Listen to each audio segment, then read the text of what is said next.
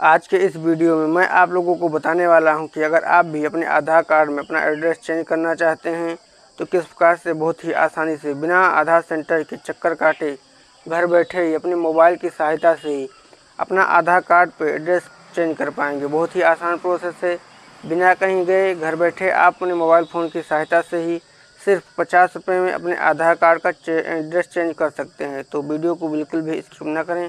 साथ ही अगर आपने अभी तक चैनल को सब्सक्राइब नहीं किया है तो चैनल को सब्सक्राइब जरूर कर लें। इसके लिए सबसे पहले आपको ना ब्राउज़र ओपन करना है और यहाँ पर टाइप करना है माई आधार।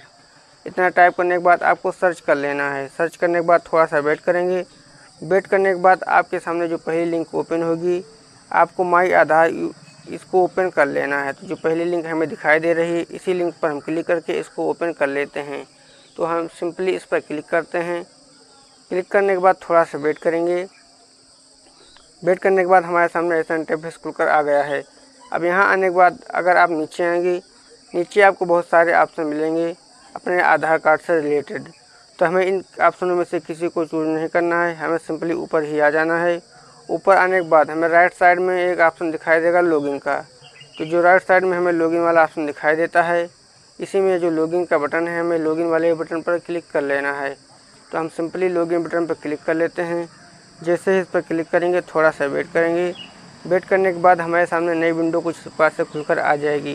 अब यहाँ आने के बाद हमें अपना आधार नंबर इंटर करना है, कैप्चा भरना है और लॉगिन विद OTP पर क्लिक करना है। तो सबसे पहले हम यहाँ पर अपना आधार नंबर इंटर कर लेते हैं। तो हम यहाँ पर आधार नंबर इंटर कर लिए हैं। अब जो कैप्चा कोड दिखाई दे रहा है, इस कैप्चा कोड को इस बॉक्स में फिल करके लॉगिन विद OTP वाले बटन पर क्लिक करेंगे। जैसे हम इस पर क्लिक करेंगे थोड़ा सा वेट करेंगे। वेट करने के बाद हमारे आधार रजिस्टर्ड मोबाइल नंबर पर 6 अंक का OTP चला जाएगा। उस OTP को हम इस बॉक्स में इंटर कर देंगे। उसके बाद लॉगिन बटन पर क्लिक करेंगे तो हमारे मोबाइल पर OTP आ चुकी है। हम OTP इंटर करके लॉगिन बटन पर क्लिक करते हैं। लॉगिन बटन पर क्लिक करते ही हम सिंपली लॉगिन हो जाएंगे। लॉगिन होने के बाद हमें यहाँ पर बहुत सारी सर्विसेज दिखाई देंगी। हमें पहला ऑप्शन एड्रेस अपडेट का दिखाई दे रहा है, हम इस ऑप्शन पर क्लिक कर लेंगे। हम जैसे इस पर क्लिक करेंगे थोड़ा सा वेट करेंगे, उसके बाद हमारे सामने ऐसा इंटरफेस आ जाएगा। अब हमें यहाँ पर फिर से पहला ऑप्शन जो दिखाई दे रहा है अपडेट आधार ऑनलाइन, इस वाले ऑप्शन पर क्लिक करेंगे। तो हम इस पर क्लिक करते हैं। उसके बाद ये सारे ऑप्शन हमें दिखाई देंगे। हमें सिंपली नीचे आना है और यहाँ पर प्रोसीड टू अपडेट आधार का ऑप्शन जो दिखाई दे रहा है, इस पर हमें क्लिक कर लेना है। हम इस पर क्लिक करेंगे। जैसे इस पर क्लिक करेंगे हमारे सामने न्यू विंडो कुछ इस प्रकार से आ जाएगी। अब हमारे पास ऐसे ऑप्शन आ गए हैं। यहाँ पर हमें प्रोसीड टू अपडेट आधार का ऑप्शन नीचे दिखाई देगा। अब हमें इस पर क्लिक कर लेना है। तो यहाँ पर एड्रेस वाला ऑप्शन पहले से सिलेक्ट है, हम प्रोसीड टू आधार अपडेट पर क्लिक कर लेते हैं। इस पर क्लिक करने के बाद हमारे सामने अगला स्टेप कुछ इस प्रकार से खुलकर आ गया है, जहाँ पर हमारी करंट डिटेल दिखाई देगी। हमारे आधार कार्ड में जो करंट एड्रेस है वो हमें यहाँ पर दिखाई देगा। अब हमें अपना जो नया एड्रेस इंटर करना है उसके लिए हम सिंपली नीचे आ जाते हैं। तो हम थोड़ा सा स्क्रॉल करेंगे। स्क्रॉल करने के बाद हम थोड़ा सा नीचे आ जाते हैं। तो हम सिंपली नीचे आएंगे। नीचे अब हमें यहाँ पर अपनी डिटेल इंटर करनी है। तो हमें जो भी अब एड्रेस में अपडेट करना है हम एड्रेस में अपडेट करेंगे। उससे पहले सबसे पहले हम यहाँ पर फादर नेम, या फिर अगर आप किसी महिला का आधार अपडेट कर रहे हैं, एड्रेस अपडेट कर रहे हैं, तो यहाँ पर उसके हस्बैंड का नाम लिख लेना है। तो हम सबसे पहले यहाँ पर फादर नेम या हस्बैंड नेम जो भी है वहाँ पर आपको इंटर कर लेना है। तो हम यहाँ पर नाम इंटर कर लेते हैं।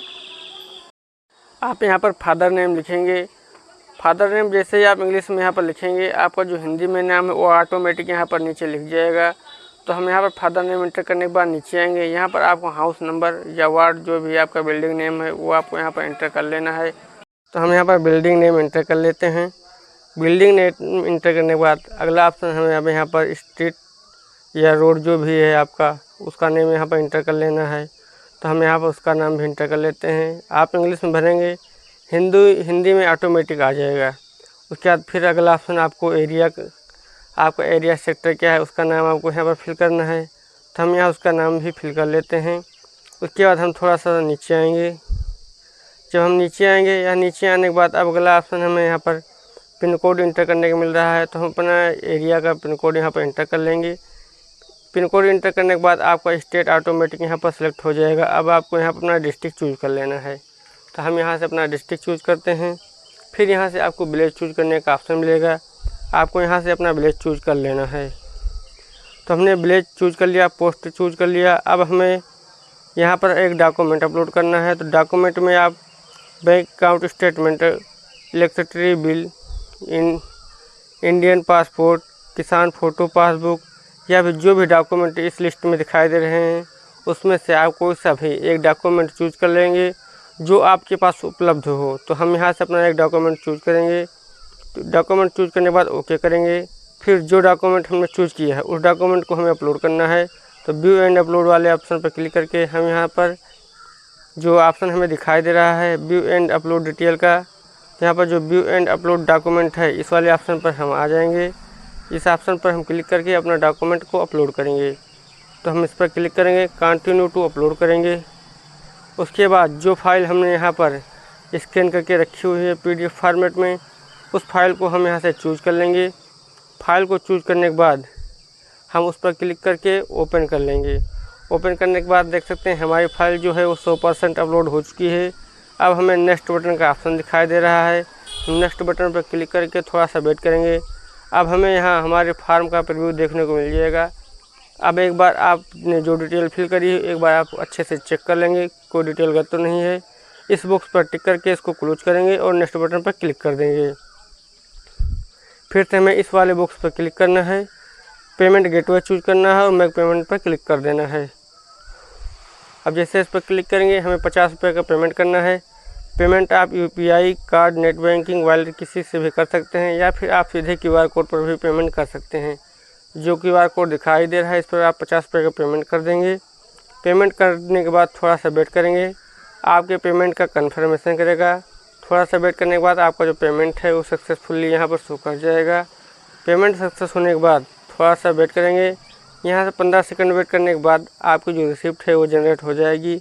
अब यहाँ पर आपको रिसिप्ट डाउनलोड करने का ऑप्शन दिखाई दे रहा है। इस पर क्लिक करके आप अपने रिसिप्ट को डाउनलोड कर सकते हैं। तो सिंपली इस पर क्लिक करेंगे। अब जैसे इस पर क्लिक करेंगे थोड़ा सा वेट करेंगे, हमें रिसिप्ट डाउनलोड हो चुकी है। मैं आपको इसको ओपन करके दिखा देता हूँ। ये हमारी रिसिप्ट है। रिसिप्ट डाउनलोड होने के बाद कुछ इस प्रकार से दिखाई देगी, जहाँ पर सबसे ऊपर आपको आपका आधार नंबर दिखाई देगा और उसके नीचे SRN नंबर यानी कि सर्विस रिक्वेस्ट नंबर दिखाई देगा, जिससे से इसी SRN नंबर से हम अपने आधार कार्ड का स्टेटस चेक कर पाएंगे कि अभी हमारा आधार कार्ड अपडेट हुआ है या फिर नहीं। जानकारी कैसी लगी कमेंट बॉक्स में जरूर बताएं। ऐसे ही महत्वपूर्ण अपडेट पाने के लिए हमारे YouTube चैनल संजय कंप्यूटर्स को सब्सक्राइब जरूर कर लें। मिलते हैं ऐसी महत्वपूर्ण जानकारी के साथ अगले